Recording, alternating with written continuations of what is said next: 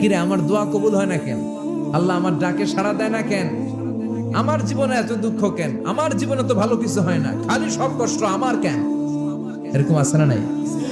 এরকম হতাশদের জন্য এই সূরাটা একটা আলোকবর্তিকা, মোটিভেশনাল সূরা। আলহামদুলিল্লাহ পড়েন। এজন্য আল্লাহ বললেন ওয়াদ-দুহা ওয়াল-লাইলি ইযা সাজা মা ওয়াদ্দা'আকা রাব্বুকা ওয়া মা ক্বালা ওয়ালাল আখিরাতু খায়রুল লাকা মিনাল উলা।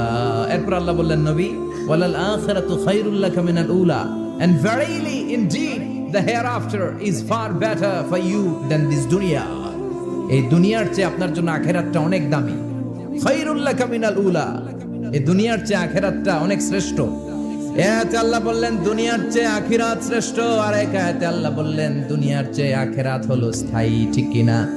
বাল তু'থিরুনাল হায়াতাদ দুনিয়া ওয়াল আখিরাতু খায়রুন ওয়া আবকা। তোমরা দুনিয়ার জীবন নিয়ে পাগল পাড়া হয়ে থাকো, আল্লাহ বললেন দুনিয়ার জীবনের চাইতে আখিরাতের জীবন শ্রেষ্ঠ এবং স্থায়ী। ঠিক কিনা?